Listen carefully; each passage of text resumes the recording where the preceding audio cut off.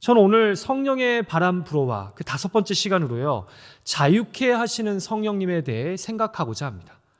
왜 갑자기 자유인가 하는 마음을 가지시는 분들이 있으실지 모르겠습니다. 바람처럼 불처럼 진리이신 예수님의 영으로 우리 가운데 함께 하시는 성령님이 우리에게 자유를 주신다는 것이 좀 낯설게 여겨지시는 분들이 계시지 않을까 싶습니다. 그런데요, 오늘 본문인 로마서 8장은요, 우리에게 성령님은 자유를 주시는 분이다 라고 말씀합니다. 같이 오늘 본문 2절 말씀을 다시 읽을까요? 같이 읽죠. 시작. 이는 그리스도 예수 안에 있는 생명의 성령의 법이 죄와 사망의 법에서 너를 해방하였음이라. 자, 생명의 성령이 우리를 어떻게 해주신답니까? 해방시켜 주신답니다. 한마디로 자유를 주신다는 겁니다. 그래서 영어 성경은 이 부분을 이렇게 번역합니다.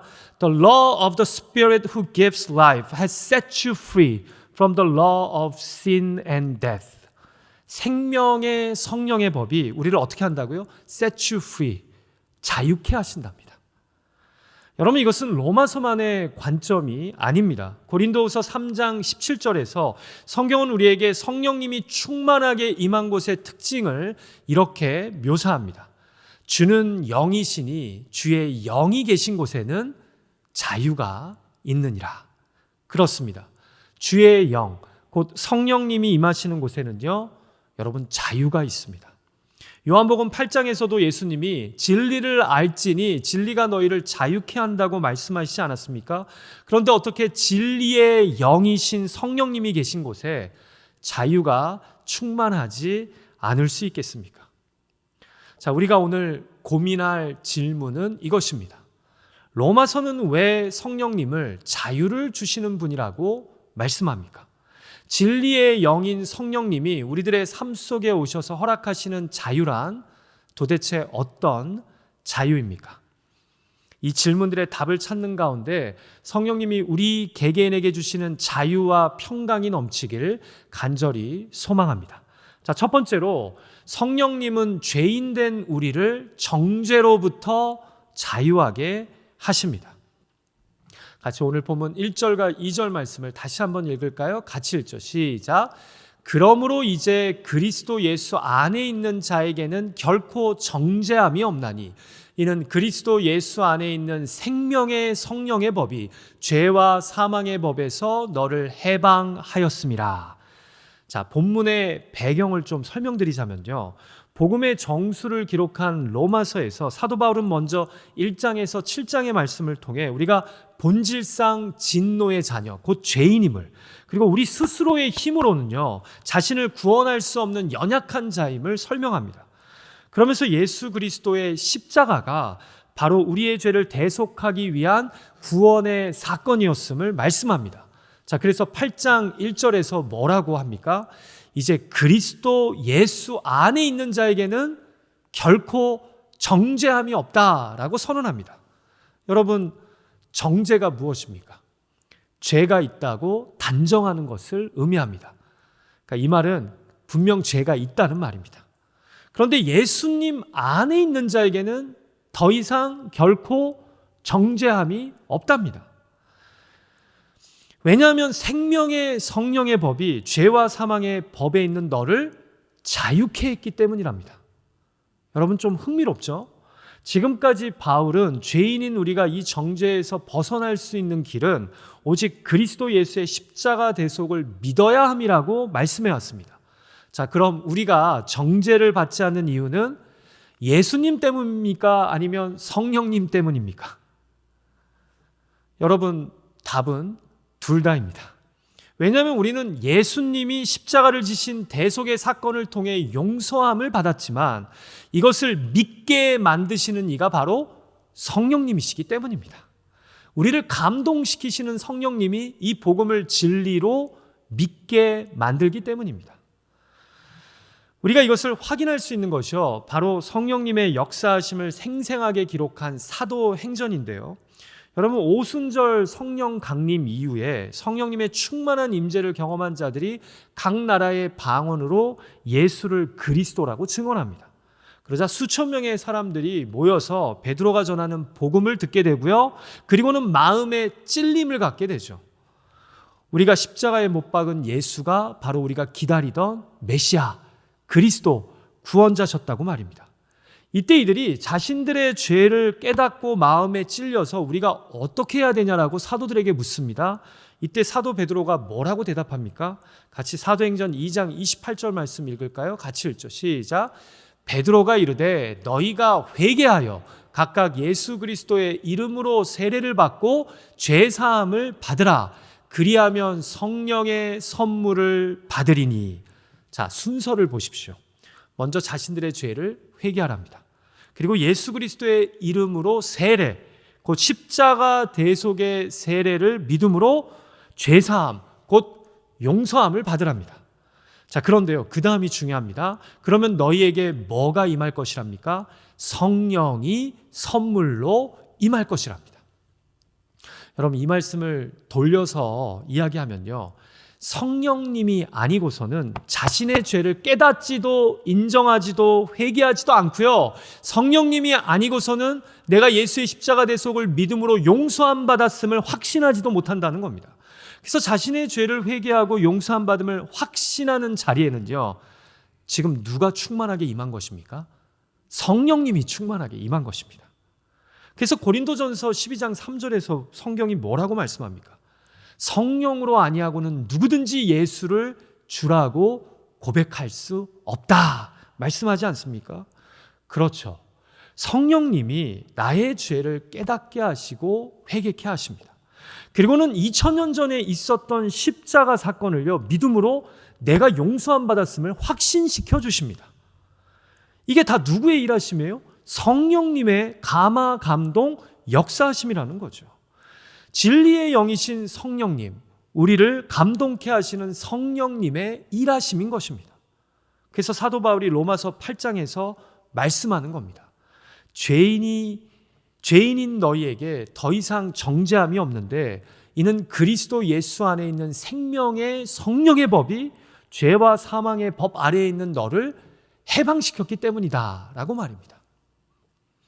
사랑하는 예배자 여러분 솔직히 믿음을 가지시기 전에 이런 생각 해보신 적 있지 않으십니까? 아니 어떻게 2000년 전에 팔레스타인 지역에 살던 예수라는 한 사람이 십자가에 못 박혀 죽은 사건이 나의 죄를 위한 대속의 사건임을 믿을 수 있는가? 여러분 이런 생각 안 해보셨어요? 저는 이런 생각 해봤어요. 처음에 저는 복음을 딱 들었을 때요, 이게 말도 안 된다고 생각했어요. 2000년 전에 어떤 한 사람이 십자가 진 사건이 왜 나의 죄의 속죄와 관련이 있냐라는 거죠. 이게 어떻게 믿어질 수 있습니까? 그런데 여러분, 이게 믿어진다니까요. 아니 단순히 믿어지는 것을 떠나서 그래서 정죄함이 없는 자유가 나에게 있음을 확신하고 경험하게 됩니다. 내가 예수님의 십자가 대속을 믿음으로 죄사함을 받고 이제 감히 하나님의 자녀라는 것이 믿어지더라니까요. 여러분 도대체 이것을 무엇으로 설명할 수 있을까요? 성령님이 예수님의 십자가 사건을 나를 위한 대속의 사건으로, 예수님의 부활을 나의 죄와 사망의 권세를 이기신 사건으로 믿게 만드셨다는 겁니다. 여러분 어떻게 이것이 믿어지셨나요? 여러분 지금 믿으시기 때문에 이 자리에 모여서 하나님을 찬양하고 예수님의 십자가를 높이는 것 아닙니까? 여러분 이건 정말 신비한 성령님의 역사하심 외에는 이해가 불가능합니다. 자, 그래서 성령님에 대해 총 21번이나 말씀하는 로마서 8장에서요, 바울이 이 신비를 이렇게 묘사합니다. 같이 로마서 8장 16절 말씀 읽을까요? 시작. 성령이 친히 우리의 영과 더불어 우리가 하나님의 자녀인 것을 증언하시나니. 여러분 성령님이요, 우리의 영에 감동을 주셔서 역사하셔서 우리가 속죄함 받은 하나님의 자녀라는 것을 믿게 만드신답니다. 이것이 바로 성령님의 감화, 감동, 역사하심이라는 겁니다. 사랑하는 예배자 여러분, 마치 전쟁터에서 총알이 빗발치게 쏟아지는 것처럼요, 사탄은요 죄인된 우리를 계속해서 정죄하려고 합니다. 네가 이러고도 예수 믿는 사람이야? 네가 이런 꼴로 사는데 구원받았다고? 네가 하나님의 자녀라고? 야, 웃기지도 말아라 라고 말입니다. 우리 스스로의 양심도 우리를 괴롭힙니다. 주님, 제 실체를 아시지 않습니까? 제가 얼마나 쉽게 넘어지고 쓰러지는 사람인지 주님은 다 알고 계시지 않습니까? 그런데요, 놀랍게도 그리스도 예수 안에 있는 생명의 성령의 법이요, 정죄받기에 마땅한 우리의 죄와 사망의 법에서 우리를 set you free, 자유케 하신다라는 거예요. 성령님이요, 우리에게 이렇게 말씀하세요. 야, 고창현, 하나님은 네가 이 땅에서 어떻게 살았느냐가 아니라 네가 믿는 예수 그리스도가 너를 위해 십자가에서 무엇을 하셨는지 그것을 바라보고 계시단다. 하나님은 너의 어설프고 죄악된 삶이 아닌 예수를 그리스도로 믿는 너의 믿음만을 보고 계시단다 라고 말씀하시면서 저를 위로하시고 저를 정죄하는 그 많은 연약한 삶의 모습 속에서 저를 자유케 하신다는 거예요. 이게 십자가대 속의 은혜라는 거죠.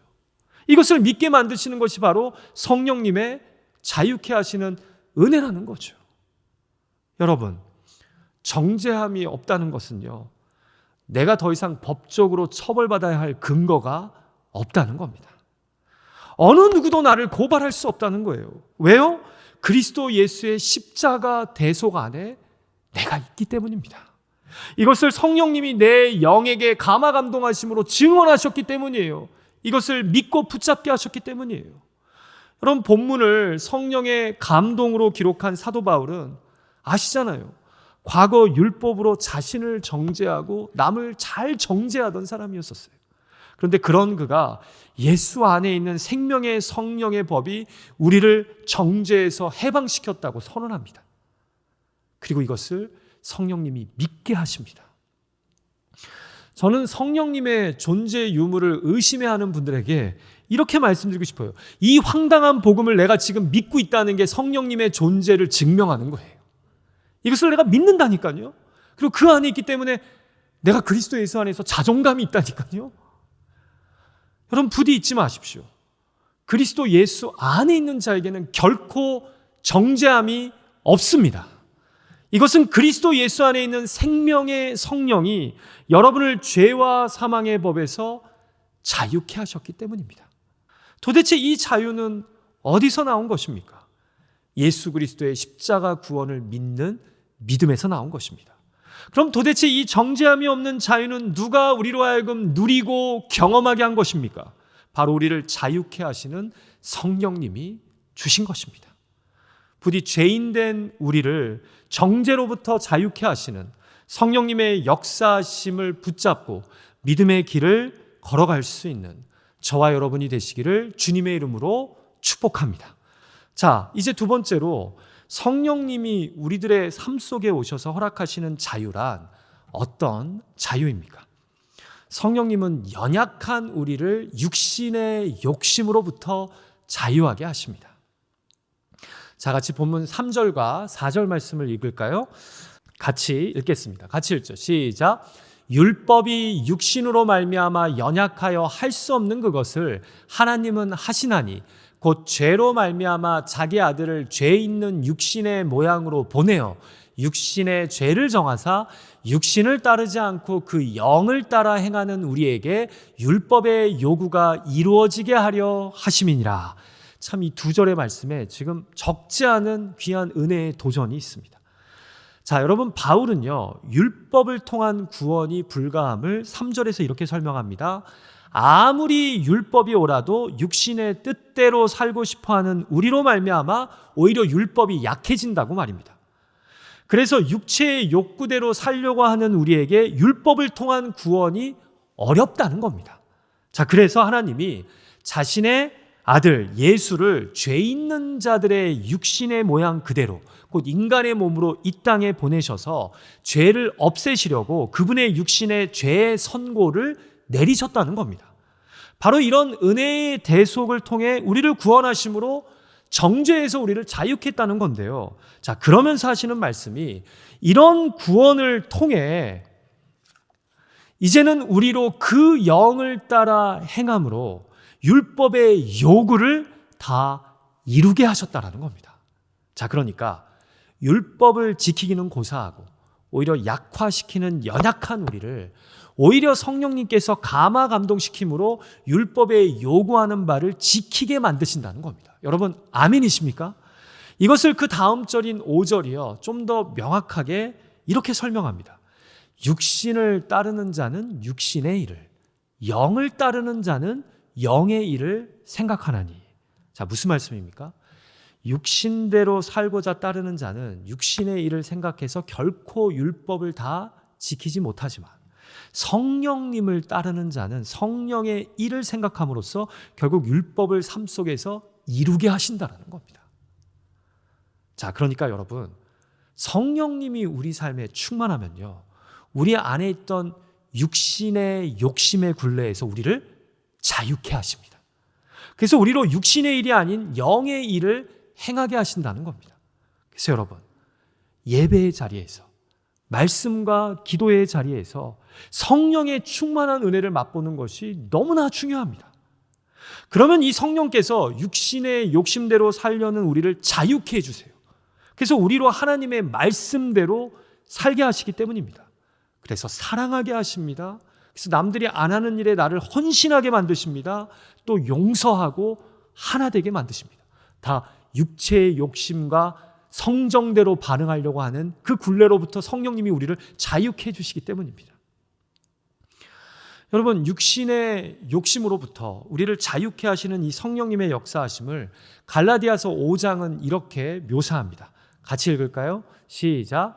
너희는 성령을 따라 행하라. 그리하면 육체의 욕심을 이루지 아니하리라. 육체의 소욕은 성령을 거스르고 성령은 육체를 거스르나니 너희가 만일 성령의 인도하시는 바가 되면 율법 아래에 있지 아니하리라.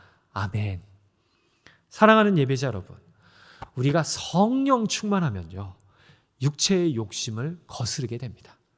우리가 자유케 하시는 하나님의 영으로 충만하면요, 육체의 소욕을 과감하게 떨쳐버리게 됩니다. 옛날에는 그 육체의 욕심대로 살았는데 말입니다. 그래서 오히려 자유하고 평안해집니다. 그리고 이를 통해 율법 아래 있지 않고 율법 위에 서서 하나님의 말씀에 순종하게 됩니다. 여러분, 사실 우리가 예수 믿은 지 꽤 오래되었는데도 여전히 내 육체의 욕심대로 반응하며 살고 있다면, 그것이 더 익숙하다면요, 그것은 우리가 성령님의 충만한 임재를 경험하지 못했거나 아니면 예배의 자리에서 경험하는 그 임재의 은혜를 계속해서 밀어내고 있기 때문입니다. 그래서 육신의 욕심에서 자유해지지 않는 거예요. 성령님이 말씀 중에, 기도 중에, 찬양 중에 나에게 감동을 주세요. 근데 그 성령의 감동에 나를 맡겨서 육체의 욕심을 내려놓으려고 하지 않고 밀어내는 거예요. 거부하는 거예요. 감동을 주셔도 나는 내가 살아온 방식대로 살고 나는 항상 맞고 항상 저 사람들은 틀리다는 거죠. 근데 그럴수록 여러분은 육신의 욕심에 오히려 노예가 된다는 것 아십니까? 그래서 그 삶에 뭐가 없어요? 자유가 없어요. 자유가. 평안이 없어요. 사랑하는 예배자 여러분, 죽어도 혼자 할 수 없는 일이 두 가지가 있는데 무엇인지 아십니까? 바로 결혼과 그리스도인의 삶입니다. 그렇죠. 우리 중에 결혼 혼자 하실 수 있는 분 있으세요? 결혼은 상대가 있어야지 하죠. 그런데 그리스도인의 삶도 혼자서는 못합니다. 반드시 함께해야 할 대상이 있어야 한다는 거죠. 자, 그럼 여러분, 그 대상이 도대체 누구일까요? 나에게 복음을 전해준 사람일까요? 아니면 함께 지금 신앙생활하고 있는 사람들일까요? 둘 다 일리가 있지만 저는 성령의 바람 불어와 시리즈 설교를 하면 할수록 이런 생각이 듭니다. 그리스도인의 삶은 예수님의 영이신 성령님 없이는요, 온전히 감당할 수 없습니다. 생각해 보십시오. 그리스도인은 예수님과 함께 하고자 하는 사람입니다.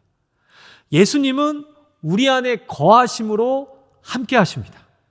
그래서 예수님이 보내주신 성령님이 내 안에 역사하심으로 살아내는 삶이 바로 그리스도인의 삶인 것입니다. 저는 이것을 이렇게 설명하고 싶어요. 성령님을 통해 예수님과 플러그인하는 삶을 살아야 된다고 말입니다. 여러분, 전기 제품은 다 플러그인, 곧 코드를 전원에 꽂아야 작동됩니다. 여러분, 성도의 성화된 삶도 마찬가지입니다. 성령님의 충만한 임재를 통해 우리가 예수님과 연결이 되어야 먼저 육신의 욕심을 내려놓기 시작합니다. 그리고 자유해지기 시작해요. 그리고는 예수님의 삶이 떠올려지고 도전이 됩니다. 그래서 결국은 그분의 삶과 가르침에 나를 의탁하고 순종하게 됩니다. 어떨 때 된다고요? 우리가 성령님을 통해 예수님에게 플러그인이 될 때 말입니다. 여러분 한번 생각해 보세요. 코드를 전원에서 뺀 상태에서 계속해서 시작 버튼 눌러보세요. 움직입니까? 작동이 안 되죠. 부디 예배의 자리에서 성령님을 통해 예수님과 연결됨으로 예수님이 우리 안에 거하심으로 살아내는 자유하고도 거룩한 삶이 되시기를 주님의 이름으로 축복합니다. 이게 성령님이 우리들의 삶 속에서 행하시는 일이라는 거예요. 그래서 우리가 이 성령님의 충만한 감화감동 역사하심을 사모하고 붙잡아야 된다는 거죠. 자, 그럼 마지막으로 성령님이 우리들의 삶 속에 오셔서 허락하시는 자유란 어떤 자유입니까? 성령님은요, 우리로 사랑하게 하시는 자유를 주십니다. 자, 성령님은 죄인된 우리를 정죄로부터 자유하게 하시죠. 예수님의 십자가 복음을 붙잡게 하심으로. 두 번째로 연약한 우리를 육신의 욕심으로부터 자유케 하심으로 말씀을, 율법을 성취하는 삶을 살아갈 수 있게 해주십니다. 자, 그러면요, 도대체 성령님께서 우리로 어떻게 율법을 구체적으로 성취하게 하시는 걸까요? 같이 아까 이 성령님으로 육체의 소욕을 누르라고 말씀한 갈라디아서 5장 16절 바로 전의 말씀을 한번 읽어볼까요? 5장 13절에서 14절 말씀인데 여기에 중요한 힌트가 있습니다. 같이 읽죠. 시작. 형제들아, 너희가 자유를 위하여 부르심을 입었으나 그러나 그 자유로 육체의 기회를 삼지 말고 오직 사랑으로 서로 종노릇하라.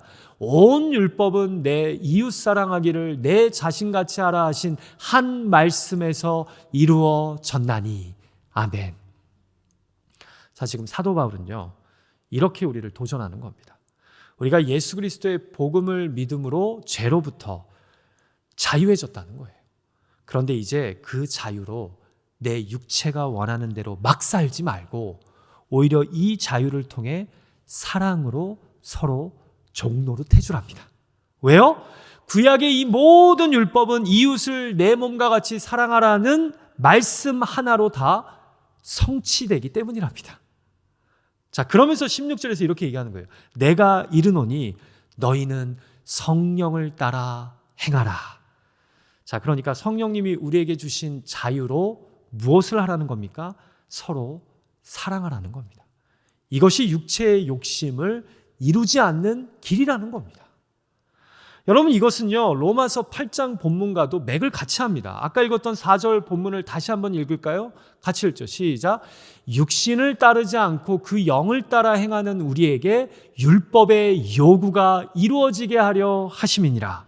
자, 육신을 따르지 않고 영을 따라 행하는 우리에게 율법의 요구가 다 이루어진다라고 말씀하시지 않습니까? 자, 그러니까 성령님을 따라 행하려고 하면 성령님은 우리로 무엇을 하게 하십니까? 사랑하게 하십니다. 그리고 이를 통해 우리는 육체의 욕심으로 인해 지키지 못했던 율법을 궁극적으로 성취하게 되는 것입니다. 내 가족을, 내 이웃을, 내 믿음의 형제자매들을 사랑하는 것을 통해서 말입니다. 여러분, 그래서 갈라디아서 말씀, 이 본문 말씀 다음에 성령의 9가지 열매가 나오는데 그 중에 첫 번째로 등장하는 열매가 뭐예요? 오직 성령의 열매는 사랑과. 사랑하는 예배자 여러분, 그렇습니다. 내가 무엇을 내 안에서 빼내려고 하면요, 그냥 빼야지 한다고 사라지지 않습니다. 무슨 말씀이냐면 그것을 제대로 내 안에서 빼내려면 더 좋은 것으로 그 안을 채워야 합니다. 그래야 이전에 있던 것이 완전히 사라지게 됩니다. 여러분, 오늘날의 성도들의 문제가 무엇인 것 같습니까? 성령의 충만함을 경험하고선 내가 정죄받을 것이 없는 하나님의 자녀됨을 믿고 선포합니다. 그리고 성령의 감화 감동하심으로 거룩의 삶을 사모합니다. 육신의 욕심에서 자유를 맛보기 시작합니다. 그런데 그 육신의 욕심이 빠진 곳을 사랑으로 채워야 하는데 사랑으로 채우는 것을 게을리합니다. 자, 그러면 그 안에 뭐가 다시 채워질까요? 육체의 소욕이 또다시 찾아옵니다. 그리고는 율법으로 또 사람들을 판단하는 일을 시작합니다. 왜요? 우리 속사람을 그리스도의 사랑으로, 이웃사랑으로 충만하게 채워야 헛된 것이 안 들어오는데 빼기만 하고 비워두기 때문입니다. 그럼 그 비워둔 곳에 다시 나의 옛사람의 모습이 찾아오는 것입니다. 그래서 성화가 더 힘들게 느껴지는 거죠. 그래서 가족을 사랑하지 못하고 성도를 서로 사랑하지 못하고 일터와 관계 속에서 이웃을 사랑하지 못하는 애매한 성도들이 되어버리는 것입니다. 여러분, 우리가 초대교회를 자세히 살펴볼 필요가 있어요. 사도행전 2장을 보면 오순절 성령 강림 이후에 3,000명이나 되는 사람들이 예수를 그리스도로 믿습니다. 그리고 초대교회가 시작됩니다.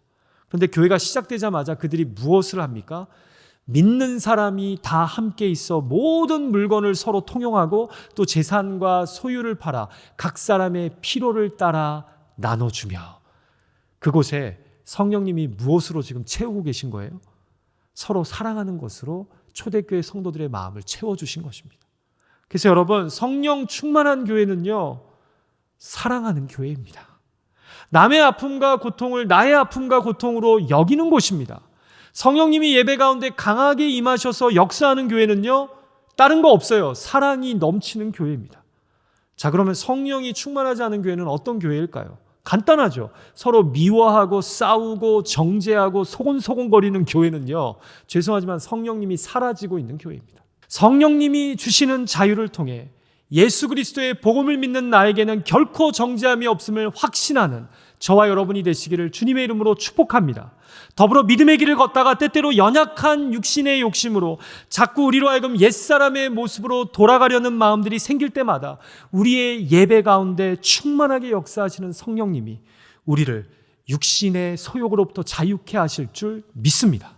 그리고 그 빈 곳을 그리스도의 사랑에 비친 자로서 주변 사람들을 향한 사랑으로 채워갈 수 있는 거룩한 하나님의 자녀들이 되시길, 그런 성령 충만한 여러분들의 삶이 되시기를 주님의 이름으로 간절히 소망합니다.